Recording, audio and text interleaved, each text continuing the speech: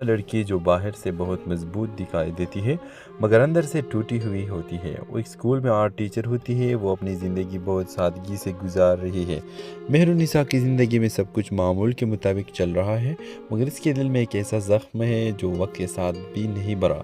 दूसरी तरफ सालार एक संजीदा, कमगो और कामयाब वकील जो लोगों के लिए इंसाफ की जंग लड़ता है, लेकिन अपनी ज़ाती ज़िंदगी में वो खुद एक अधूरी कहानी बन चुका है।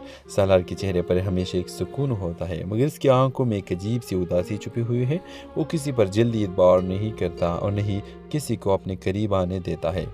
कहानी का असल मोड़ तब आता है जब मेहरुनिसा की छोटी बहन ईमान पर एक झूठा इल्ज़ाम लग जाता है जिसकी वजह से पूरा ख़ानदान बदनामी और परेशानी में गिर जाता है। इस केस के लिए सालार इनकी ज़िंदगी में दाखिल होता है। शुरू में मेहरुनिसा को सालार बहुत मगरूर, सर्द मिजाज और बेहिस लगता है।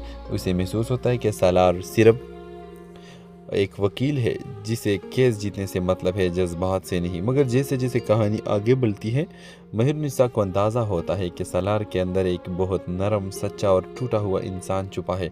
दोनों के दरमियान पहले इख्तिलाफ पैदा होते हैं, बेएहतराम, और फिर आहिस्ता आहिस्ता एक ऐसा ताल्लुक़ बनने लगता है जिसमें लफ्ज़ कम और एक एहसास ज़्यादा होते हैं। सालार मेहरुनिसा के ख़ानदान की मदद करते करते खुद इसके करीब आ जाता है और मेहरुनिसा पहली बार किसी ऐसे शख्स को महसूस करती है जो इसे सिर्फ समझता नहीं बल्कि इसकी खामोशी भी सुन लेता है। लेकिन कहानी में असल धमाका तब होता है जब मेहरुनिसा को ये पता चलता है कि सालार का ताल्लुक इसी ख़ानदान से है जिसने बरसों पहले मेहरुनिसा की माँ की इज़्ज़त और इनके घर के सुकून तबाह किया था। ये सच जानकर मेहरुनिसा के कदम तले ज़मीन निकल जाती है।